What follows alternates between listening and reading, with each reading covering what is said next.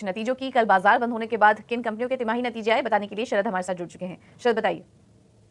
वो अहम Nifty earnings के नतीजे थे, तो इस पे फोकस करेंगे। सबसे पहले बजाज फाइनेंस की बात करते हैं तो यहाँ पे largely weak set of numbers देखने मिले हैं अक्रॉस इनके पैरामीटर्स। और याद रखिए जो क्रेडिट कॉस्ट है उसमें बढ़ोतरी हुई है, तो उसके कारण बड़ा इंपैक्ट जो है स्टॉक में देखने मिल सकता है। एचयूएल की बात करें तो उम्मीद से बेहतर नतीजे आए हैं अक्रॉस सेगमेंट्स, और जो वॉल्यूम ग्रोथ होता है वो लगभग 4% कंपनी ने रजिस्टर किया है। ये एनालिस्ट एस्टिमेट से बेटर है। और याद रखिए जो रूरल रिकवरी पिकअप हो रहा है, कल हमने डिफेंसिव्स में भी देखा, स्पेशली एफएमसीजी काउंटर पे भी, तो ऑफकोर्स इस स्टॉक को भी आप जरूर अपने रडार में रखेगा। बट याद रखिए कॉशन है, वैल्यूएशंस हायर साइड में है। थायरोकेयर टेक की बात करें तो ईयर ऑन ईयर बेसिस पे स्ट्रॉन्ग ग्रोथ आया है, एक रिबाउंड देखने मिला है। एबिटा मार्जिन में भी लगभग 160 बेसिस पॉइंट्स का ईयर ऑन ईयर बेसिस पे बढ़ोतरी आई है।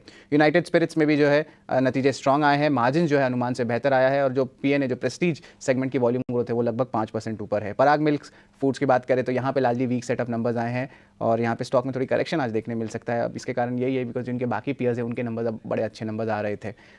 ओवरऑल हालांकि 170 बेसिस का मार्जिन में जरूर इंप्रूवमेंट आया है। एजीएस ट्रांजैक्ट ऑलमोस्ट अर्निंग्स धमाका कह सकते हैं आज दिन के ट्रेड का। 5 या 6 क्वार्टर के बाद जो है जो लॉसेज आ रहे थे कंपनी की, अब जो है कंपनी प्रॉफिटेबल हो गई है। ऑफकोर्स इसमें हायर अदर इनकम भी है, और पिछले महीने जो है 200 करोड़ का इन्होंने प्रेफ इशू कहा था, जहाँ पे मार्केट इन्वेस्टर्स ने पोजीशन भी लिया था। आईसीआईसीआई सिक्योरिटीज़ की बात करें तो स्ट्रॉन्ग सेट ऑफ नंबर्स आए हैं, रेवेन्यू पैट दोनों ही आंकड़े देखेंगे तो 70% के ऊपर ईयर ऑन ईयर बेसिस पे ग्रोथ आया है। तो largely mid cap small cap के जो नतीजे आए हैं वो स्ट्रॉन्ग सेट आए हैं, और थोड़े से ऊपर के लेवल्स के कंपनीज के जो नंबर्स हैं अगर बात करें लार्ज कैप्स की, थोड़े अभी भी मिले जुले आ रहे हैं। ठीक है। तो बजाज फाइनेंस के कमजोर नतीजे, एचयूएल के नतीजे काफी स्ट्रांग है, और काफी सारे जो वायदा बाजार और मिड कैप कंपनियों के नतीजे देखे तो ज्यादातर नंबर स्ट्रांग नजर आ रहे हैं। Thyrocare, United Spirits, ICICI Securities, इन सब के नतीजे अच्छे हैं। पराग मिल के नतीजे थोड़े मिले जुले दिखाई दे रहे हैं। शरद, इसके अलावा खबरों वाले शेयर्स भी बताइए।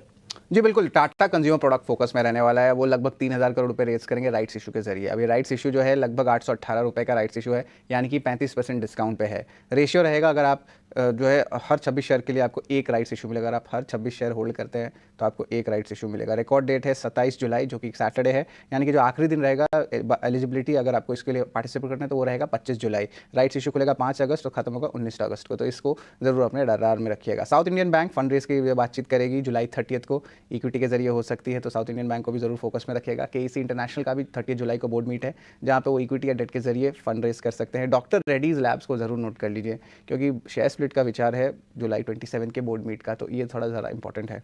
रेलिगर इंटरप्राइजेस के लिए क्या है कि सेटलमेंट अब धीरे धीरे कंटिन्यू हो रही है, और मार्केट में ऑफकोर्स जो वैल्यू अनलॉकिंग आ रही है उनके इंश्योरेंस जो केयर इंश्योरेंस है उसको लेके आ रही है। तभी एक सेटलमेंट की न्यूज़ है जो कि पॉजिटिव हो सकती है कंपनी के लिए, जहाँ पे आइडिया ने 1 करोड़ का पेनल्टी तो डाला है केयर हेल्थ इंश्योरेंस में, लेकिन जो स्टॉक ऑप्शंस कैंसिल हो गए थे डॉक्टर रश्मि सलूजा को, उनको रिवोक कर दिया 15 दिन में, कोई ज़्यादा फर्दर ग्रांट्स नहीं होंगे।